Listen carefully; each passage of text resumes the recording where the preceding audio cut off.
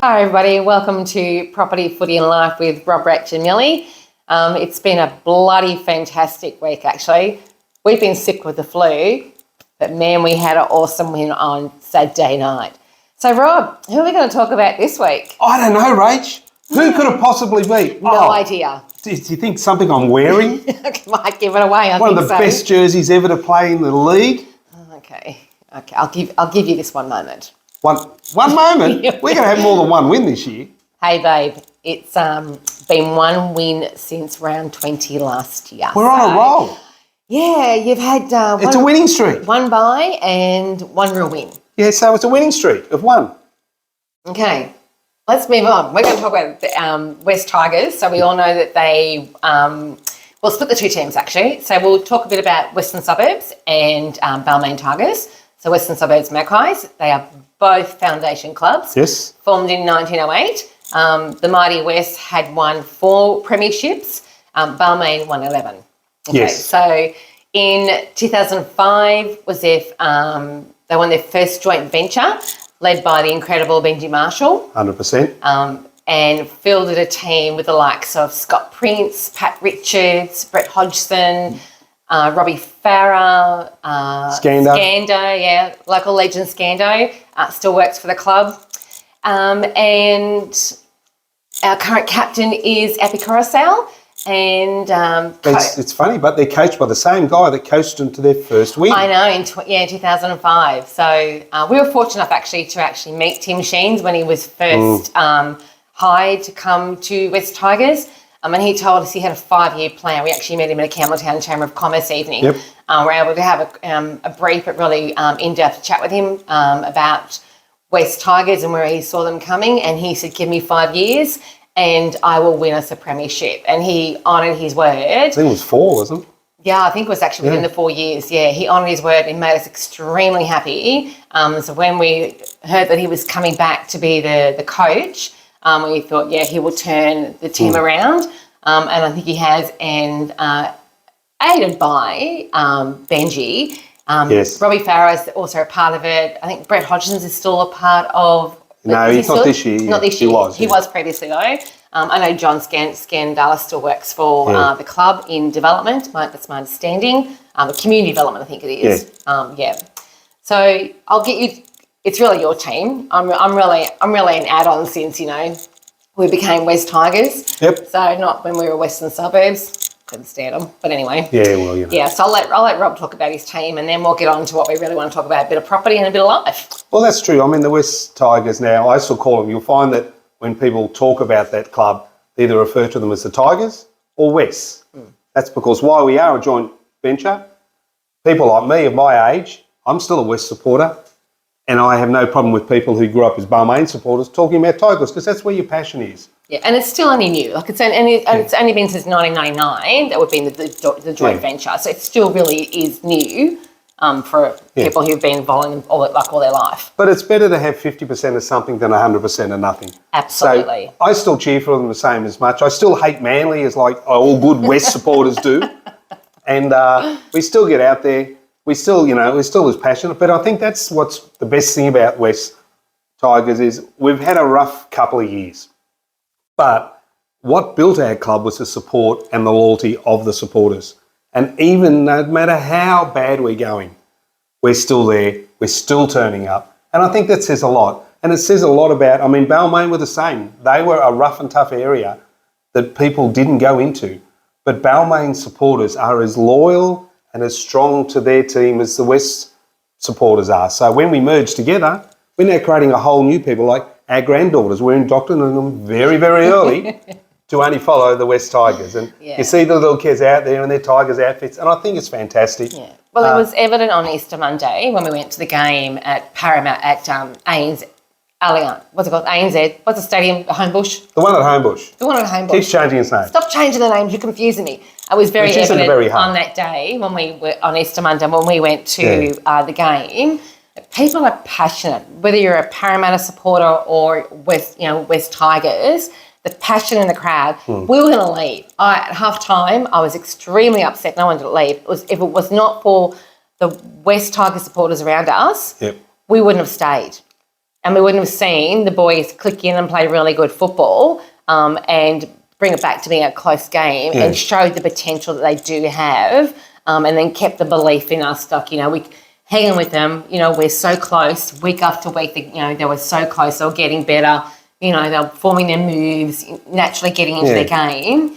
And this week they seem to have really, I don't know what they've done to Luke Brooks, inserted a kicking magician or a genie, but bloody hell, keep it there so he plays like that for the next 15, 16, 17 weeks. Yeah, it would be awesome. I mean, but it's funny, when you talk about potential, the side is basically been rebirthed. Yes. They've got a whole heap of new players and they've got a whole new way.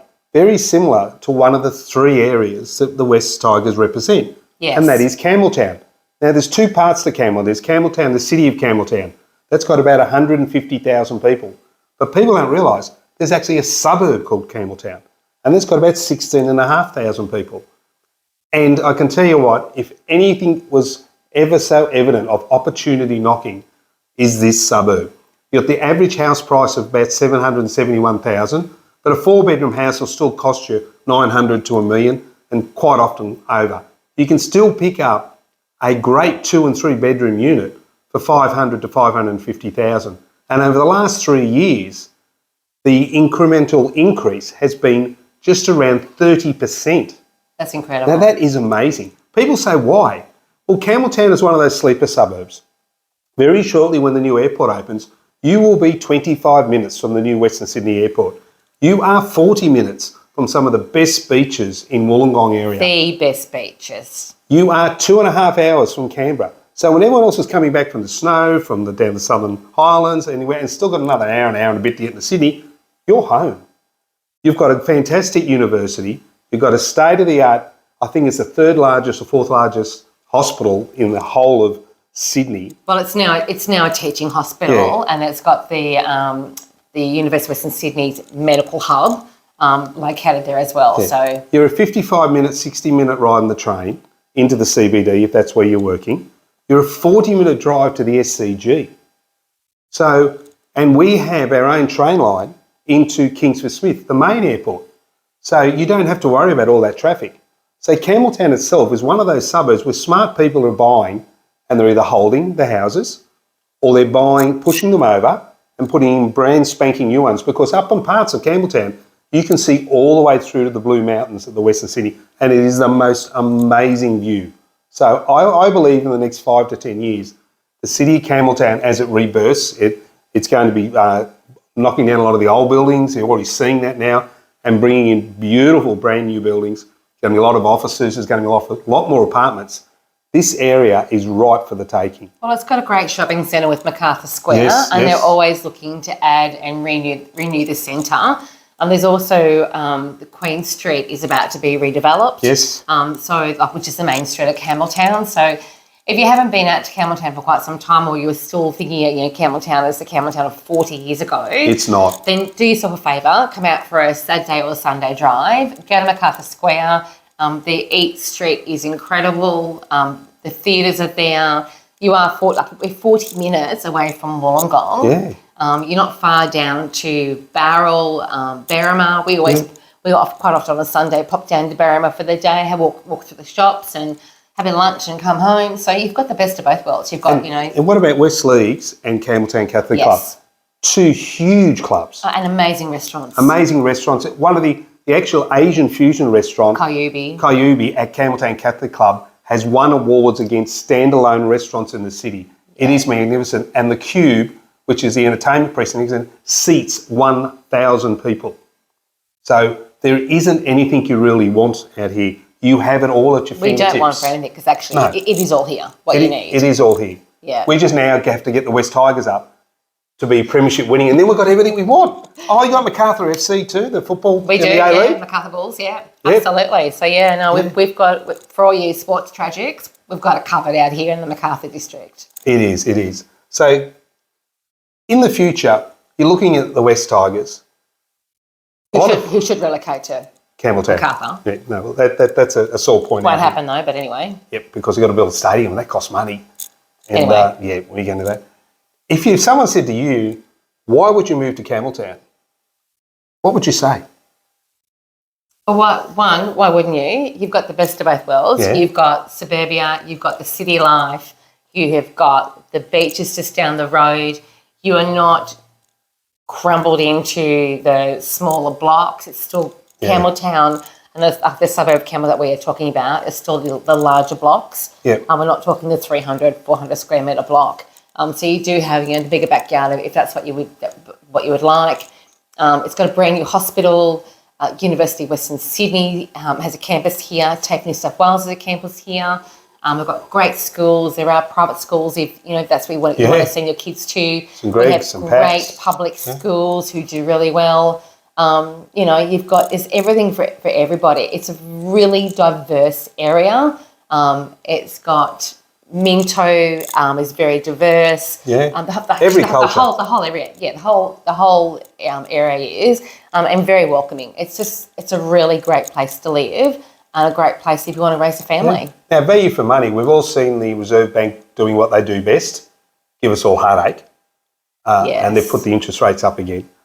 Value for money, Campbelltown dollar for dollar is very good. But what's your opinion now? There's been a lot of bad press against the RBA. They're trying to tell them to look at other ways. Well, what do you see after today's big announcement? They're not listening. So we've had one reprieve. So the cash rate's now 3.85%. It's the highest it's been since 2012. So and the average mortgage is $750,000. So that adds an additional $121 per month on top of what your mortgage already increased to. Yeah. So your wage is not going to go up by $121. Food is increasing. We know that. The cost of living is increasing. So my advice to anybody, and I've talked about this before on my LinkedIn and our Facebook pages, is that you need to review your outgoings because, quite frankly, your incomings are not going to increase. No. Regardless, unless you're going to go and get a second and third job, then you're going to pay more tax. So you need to be reviewing your mortgage. If you're not in a fixed rate, if you are coming off a fixed rate, or you need to go and speak to a mortgage broker, don't go to a bank, go to a mortgage broker who can offer you a suite of home loans, not just one bank, a suite of home loans.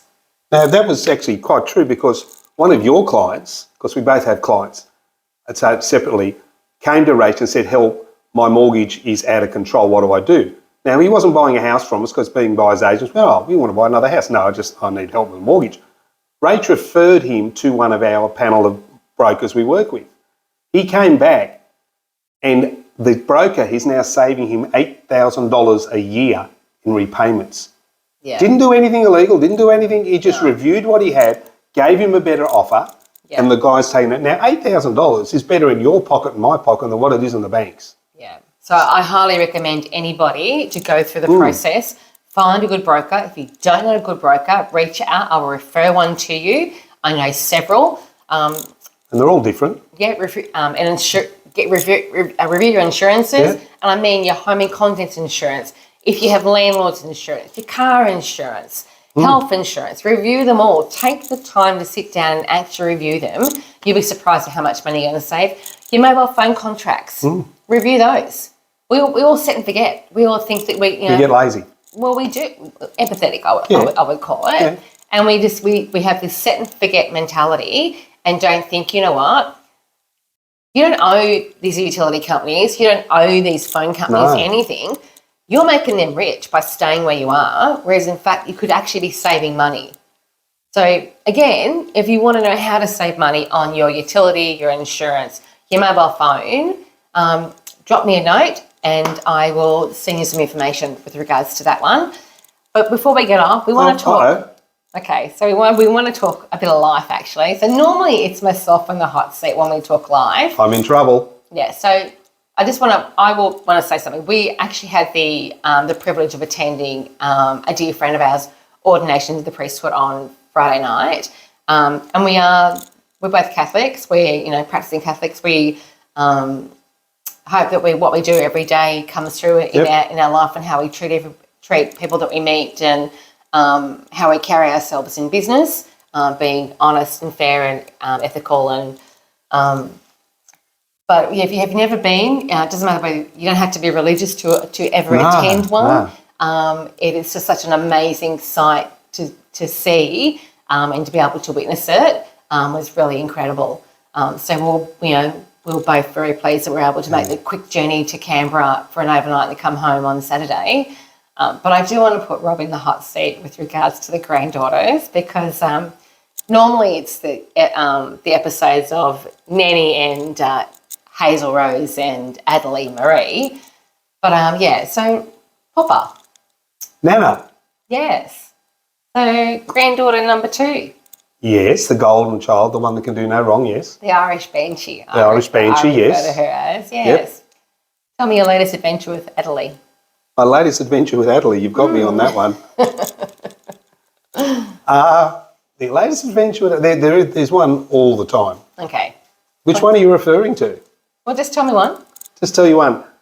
Adelaide is a typical 8-month-old who, when she turns up, she either loves Popper, doesn't like Popper, loves Popper, doesn't like Popper. So the other day, she was here for 2 days in a row.